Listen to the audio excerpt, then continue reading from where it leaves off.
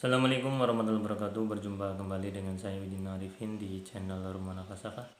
Pada kesempatan kali ini saya ingin membahas tentang wali nikah di luar wali nasab. Jika pada video selanjutnya saya membahas urut-urutan wali nasab dari mulai bapak, kakek, saudara laki-laki dan seterusnya, maka pada kesempatan kali ini adalah wali nikah yang bukan wali nasab. Yang pertama disebut wali hakim.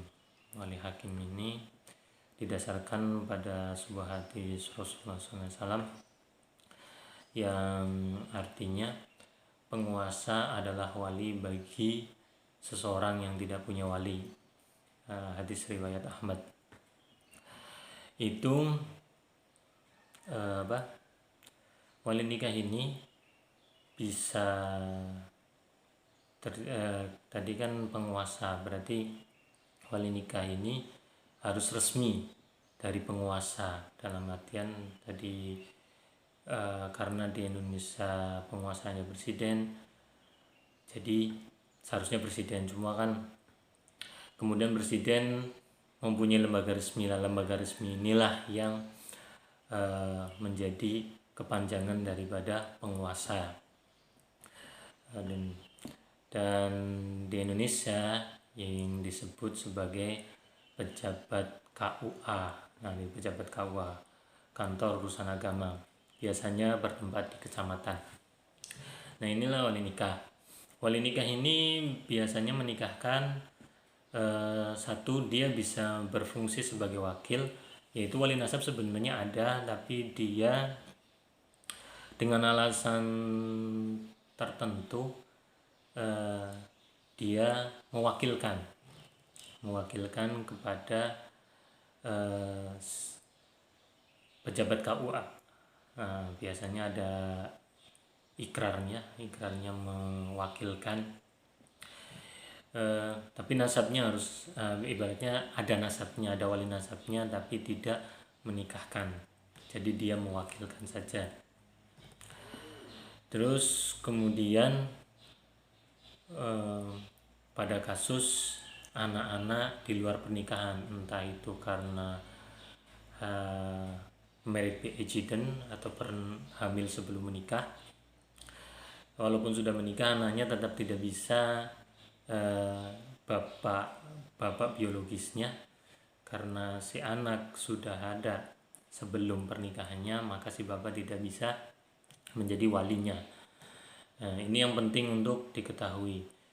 Jadi, dan kalau kejadiannya seperti ini,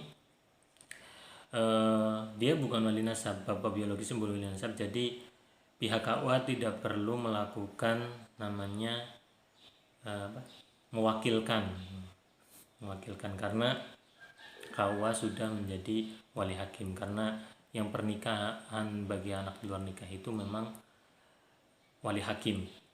Yang kedua, selain ya anak pernikahan di luar married by accident atau anak adopsi yang juga tidak diketahui siapa orang tuanya, atau tahu orang tuanya juga tapi ternyata juga hasil di luar nikah, entah hasil perkosaan atau ibaratnya tidak diinginkan, kemudian diadopsi oleh orang yang mungkin tidak mempunyai keturunan.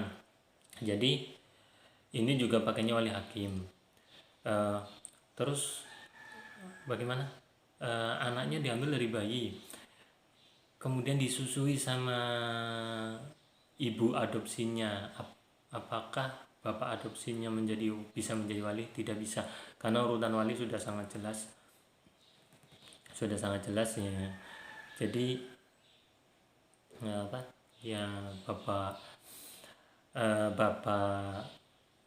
suami dari ibu yang menyusui tidak bisa menjadi wali.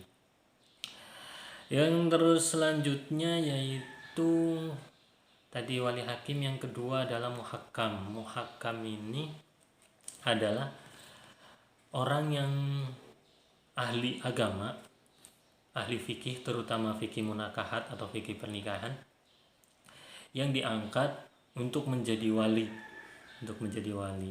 Kalau di Indonesia biasanya itu supaya resmi ya, supaya tercatat, itu pegawai KUA-nya ada, cuma karena ada orang yang alim atau ulama yang paham masalah fikih dan ditokohkan, kemudian mempelai atau keluarga si mempelai nikah itu ingin dinikahkan oleh tokoh tersebut, maka kemudian dinikahkanlah mereka oleh tokoh tersebut diangkat menjadi muhakam, dan ini tetap dicatat ya, dicatat ini. Jadi pernikahan yang saya bahas di sini adalah yang pada akhirnya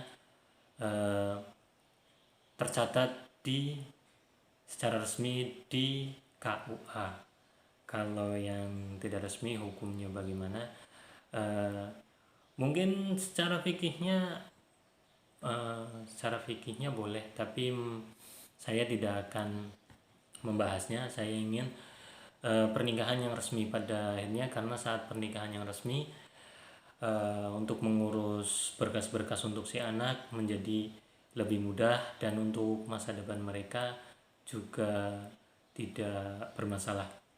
Contohkan saat tidak resmi, saat mau membuat akte lahir dan sebagainya, itu agak kesulitan. Jadi saya membahasnya dalam pernikahan yang resmi tercatat di KUA, bukan pernikahan yang tidak tercatat. Walaupun mangkat muhakam itu tetap tercatat.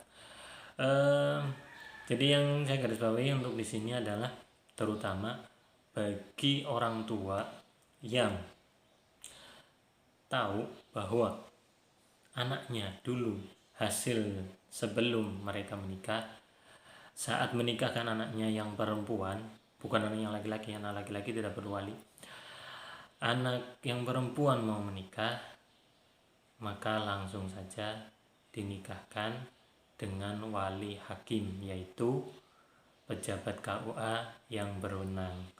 Ya, dari awal hingga akhir saya mohon maaf. Akhirul kalam, assalamualaikum warahmatullahi wabarakatuh.